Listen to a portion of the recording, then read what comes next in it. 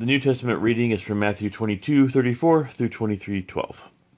But when the Pharisees heard that he, meaning Jesus, had silenced the Sadducees with his reply, they met together to question him again. One of them, an expert in religious law, tried to trap him with this question: "Teacher, which is the most important commandment in the law of Moses?" Jesus replied, "You must love the Lord your God with all your heart, all your soul, and all your mind.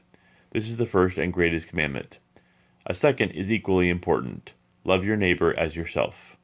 The entire law and all the demands of the prophets are based on these two commandments." Then, surrounded by the Pharisees, Jesus asked them a question. "What do you think about the Messiah? Whose son is he?" They replied, "He is the son of David."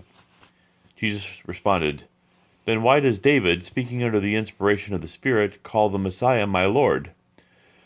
For David said, 'The Lord said to my Lord, sit in the place of honor at my right hand until I humble your enemies beneath your feet.'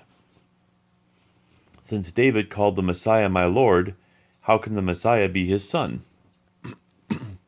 No one could answer him, and after that no one dared ask him any more questions. Then Jesus said to the crowds and to his disciples, "The teachers of religious law and the Pharisees are the official interpreters of the law of Moses. So practice and obey whatever they tell you, but don't follow their example, for they don't practice what they teach. They crush people with unbearable religious demands and never lift a finger to ease the burden. Everything they do is for show. On their arms they wear extra-wide prayer boxes with scripture verses inside. And they wear robes with extra-long tassels. And they love to sit at the head table at banquets and in the seats of honor in the synagogues. They love to receive respectful greetings as they walk in the marketplaces and to be called Rabbi. Don't let anyone call you Rabbi, for you have only one teacher, and all of you are equal as brothers and sisters. And don't address anyone here on earth as Father, for only God in heaven is your spiritual Father. And don't let anyone call you teacher, for you have only one teacher, the Messiah. The greatest among you must be a servant. But those who exalt themselves will be humbled, and those who humble themselves will be exalted." Psalm 27, 7-14. Hear me as I pray, O Lord, be merciful and answer me. My heart has heard you say, "Come and walk with me." And my heart responds, "Lord, I am coming." Do not turn your back on me. Do not reject your servant in anger. You've always been my helper. Don't leave me now. Don't abandon me, O God of my salvation. Even if my father and mother abandon me, the Lord will hold me close. Teach me how to live, O Lord. Lead me along the right path, for my enemies are waiting for me. Do not let me fall into their hands, for they accuse me of things I've never done. With every breath they threaten me with violence.